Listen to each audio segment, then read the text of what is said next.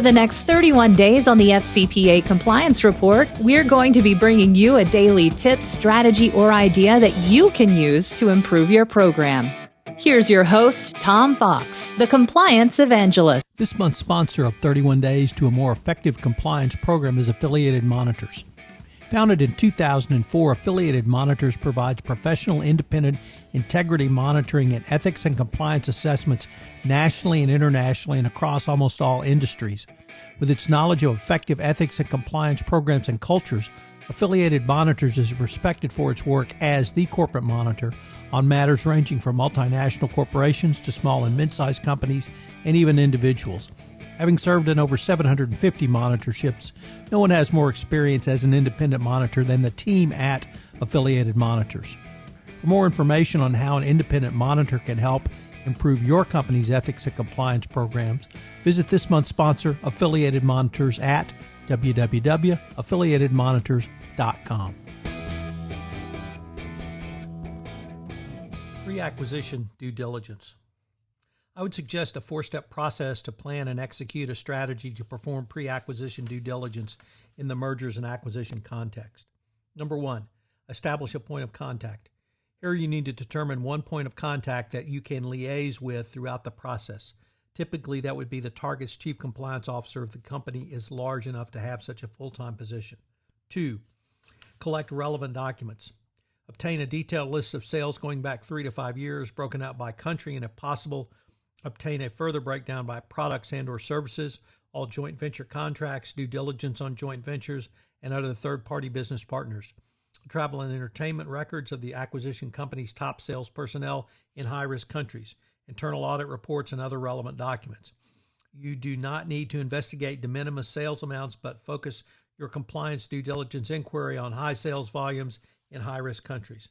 If the acquisition target company uses a sales model of third parties, obtain a complete list. It should be broken out by country and the amount of compensation paid.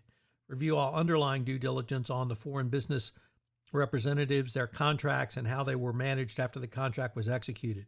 Your focus should be on large commissions in high-risk countries. 3, review the compliance and ethics missions and goals. Here you need to review the code of conduct or other foundational documents a target has to gain some insight into what they publicly espouse.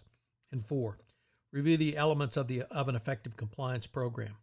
These include CCO authority, oversight, operational structure of the compliance program, policies and procedures, communication, training, monitoring, and discipline. So what does all of this mean? 1, look at CCO, oversight, operational structure of your compliance program. Here you should assess the role of the board and, if there is one, a compliance committee. Regarding the CCO, you need to look at reporting and access. Is it independent within the overall structure of the company? What are the resources dedicated to the compliance program, including a review of the personnel, budget, and overall resources? Review high-risk geographic areas where the company and the acquisition target company do business. If there is overlap, seek out your own sales and operational personnel for their opinions. 2, policies and procedures, code of conduct. You should identify the industry practices and legal standards that may exist for your target company. You'll need to review how the compliance policies and procedures were developed and determine the review cycles, of any. You'll need to know how it's distributed and what the enforcement mechanisms are. 3, training and communications. Here you need to review compliance training process as it exists in the company, both formal and informal. You should ask questions such as, what are the plans and schedules for compliance training? Next, determine if the training material is fit for its intended purpose, both internal and external training for third parties.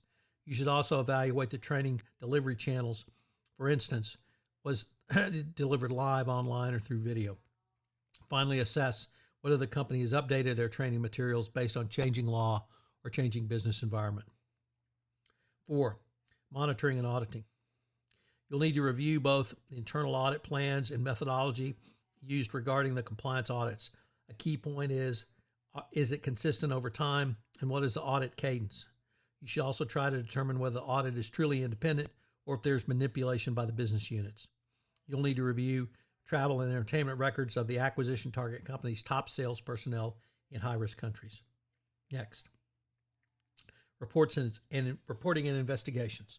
What is the company's system for reporting violations of allegations or allegations of violations?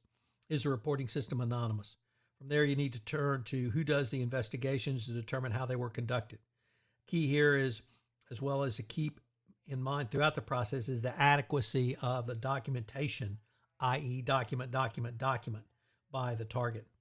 Under investigations, you should determine whether management's response to the detected violations was. What is the remediation that has occurred, and has the corrective action been taken to prevent future similar violations? Lastly, what are the disclosure procedures to let relevant regulatory or other authorities know about the violations? 6, third-party risk management. Here you need to evaluate the entire third-party risk management program to determine if the company uses the 5-step process for its third-party program. Review files for completeness of each step and drill down into key agents or those in high-risk jurisdictions. 7, incentives and discipline. You will need to determine if there was any discipline delivered up to and including termination. If remedial measures were put in place, how were they distributed throughout the country and company, and were they understood by the employees? Periodically evaluate the mergers and acquisitions review procedures, effectiveness against any legal proceedings, anti-corruption enforcement actions, opinion releases, or other informations. Obviously, there are multiple red flags which could be raised in this process, which may well warrant further investigation. They include if the target has an ineffective compliance program or if there are frequent breaches of policies and procedures. A target which is in financial difficulty would bear closer scrutiny. Structurally, if the company did not have a formal and ethics and compliance committee at the senior management or board level, this could present issues. So what are today's 3 key takeaways? Well, number 1, the results of your pre-acquisition due diligence will inform the post-acquisition integration. 2, periodically review your M&A due diligence protocol to see if there's been any updates from the Department of Justice or in any enforcement actions. And finally, always remember that if a red flag appears in pre-acquisition due diligence, it must be cleared. You cannot simply have something pop up and not clear it. This has caused great harm in numerous instances. The best example I can point you to is the red flags that came up in HP's acquisition of Autonomy. They were there for everyone to see, but they were not followed up on by HP. The result, of course, was an $8 billion write-down. So pre-acquisition due diligence is critical, both from the legal, compliance, and business perspective. Hello, everyone. This is Tom Fox. I'd like to thank you again for joining me for this episode of 31 Days to a More Effective Compliance Program around business ventures. And I hope you will join me for our next episode tomorrow. Also, I'd like to shout out to our sponsor, Affiliated Monitors, for sponsoring this month's podcast series. This podcast series on 31 Days to a More Effective Compliance Program is a production of the Compliance Podcast Network.